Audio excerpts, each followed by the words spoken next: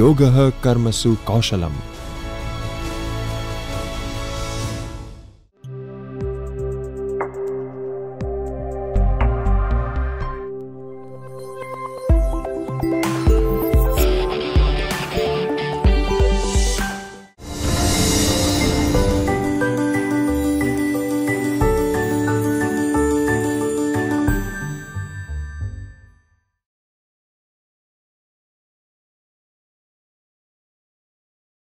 Namaskar friends, I am very happy to welcome you to the first of its kind online refresher course in English language teaching. As a course coordinator of this online refresher course in English language teaching, I would like to congratulate you for joining the course. I would like to thank you also for the enormous enrollment in the course. The enrollment really boosts our confidence and it is enormous in terms of numbers. Your feedback reaches me through the discussion forum and messages, and that also boosts our confidence and encourages us, not only me but our whole team. It is motivating to us for the better efforts. Today the module we are going to discuss is Syllabus Design. The module is prepared by Dr. Dilbar Gulistan and it is presented by Nitin Pillai. Dr. Dilbar Gulistan is working as an assistant professor of English in the Department of Information and Communication Technology, Veer Narmad South Gujarat University, Surat. Her research areas include ELT, communication skills, soft skills, and modern British poetry. She has to her credit a book published entitled The Classical Strain in Philip Larkin's Poetry. She has several research papers at her credit published in national and international journals. She was the key resource person for training teacher of English in the Karma Yogi Talim program by Gujarat Council of Educational Research and Training, Gandhinagar.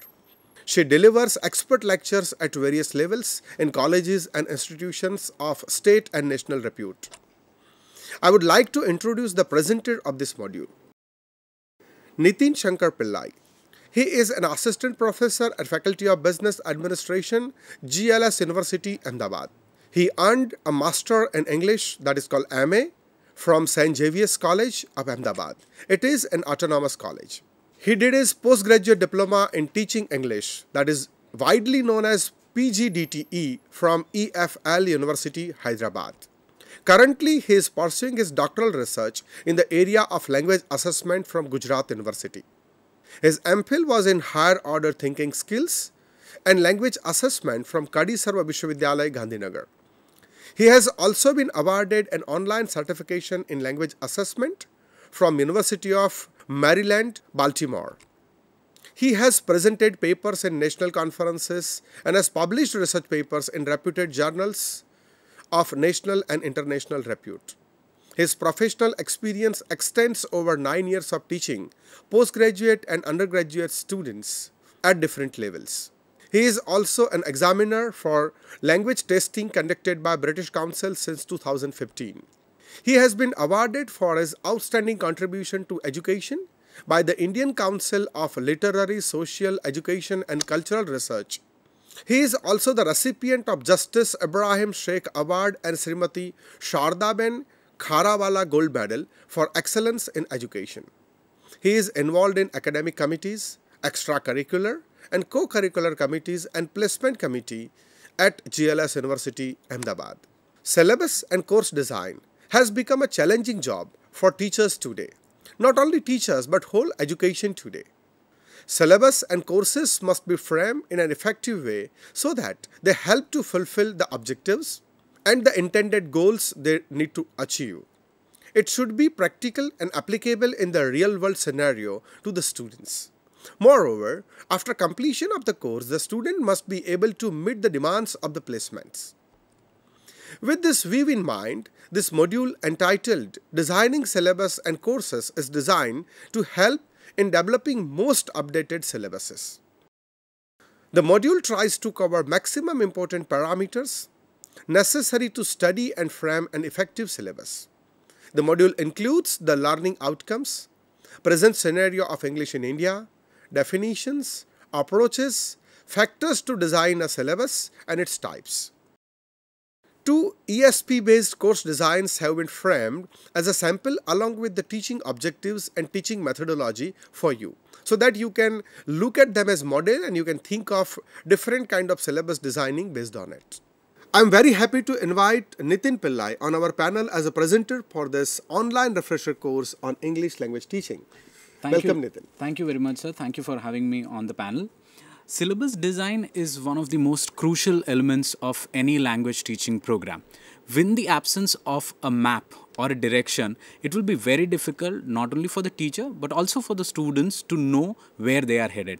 And this module tries to help in developing that particular roadmap or that particular directional map for us. In this module, we'll be looking at mainly 4 parts. Part 1 will deal with the present scenario of English in India. Part 2 will look at definitions of language syllabuses. Part 3 will focus on approaches to designing syllabus. And Part 4 will look at factors that affect syllabus design. Along with this, we will also be looking at an analysis of a model syllabus. Through these deliberations, we are trying to achieve the following outcomes. Firstly, we would like to study the parameters essential to designing present-day syllabus. We will also look at how to design need-based and job-oriented syllabi and courses for the students of today. Thirdly, we will be looking at how to design a methodology to teach the courses in an effective way to the students to achieve desired results. Finally, we are looking to assist you in preparing your own syllabus with the help of a sample syllabi. Let us start with part 1, which focuses on the present day scenario of English in India. The current scenario of English education in India requires urgent attention. The increasing demand of English all over the world shakes the teachers and researchers to providing a fitting ground for the learning of English language. A student from India learns English up to 12th standard and then additionally for 3 years in the college. The key aim of English teachers lies in making learners competent in the language and using it in their daily life. If the students are able to understand questions in the class and answer these questions in the interviews, if they are able to talk in seminars, provide personal information, explain business proposals, if they can fill out application forms or write letters, then we can say that the course has achieved its goal. If this is not achieved, then we need to find out the problems and the solutions to this. English today is the window to the world. Domain knowledge helps the students to pass only the exams. The expression of skills and competence before entering a job or even at the job is only due to English language. For acquiring a good job and clearing interviews, the student needs good communication skills and soft skills. So what comes at the center of everything is English language. Many students today have domain knowledge or technical knowledge but cannot get the good jobs because of poor language abilities. Emphasizing the importance of English language in today's world, R.P. Singh remarks, the competence of English language as a vehicle of scientific, technological, medical, legal, political, economical, and commercial expression has helped in its universalization. So it has become the global language.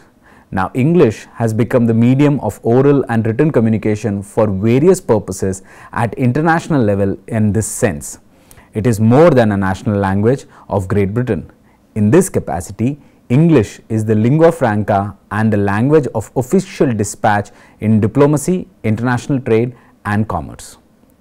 This was furthered by N. Krishnaswamy when he stresses the importance of English language in corporates and says, though English was introduced in colonies like India basically for the study of literature and culture, the market value of literary studies has gone down steeply in the present day world.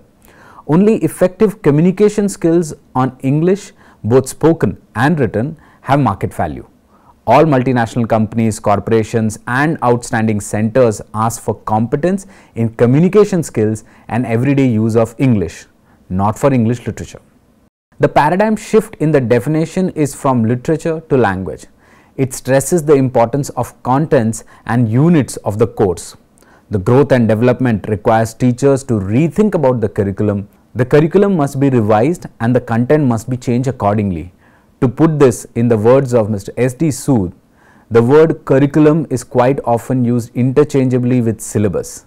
The curriculum includes the goal objectives, content, process, resources and means of evaluation of all the experiences planned for both students in and out of the classroom and community through classroom instructions and related programs. The objective of the syllabus must be so that after learning it, the student must be able to at least have working knowledge of language and be able to converse meaningfully with verbal and non-verbal communication. One general syllabus cannot suffice the need of all courses. Linguistic needs of students are specific and differ from one another. The vocabulary and expressions of IT, medical, banking, management and education are specific and are different according to their needs. Looking at this multiplicity of necessity, there is a need to structure a precise syllabus for specific purposes with an aim to overcome the linguistic complexities involved in studying English. The syllabus and its content play a key role in the development of language proficiency. The learner must acquire sound knowledge of language and must be able to communicate effectively rather than looking at the completion of the course.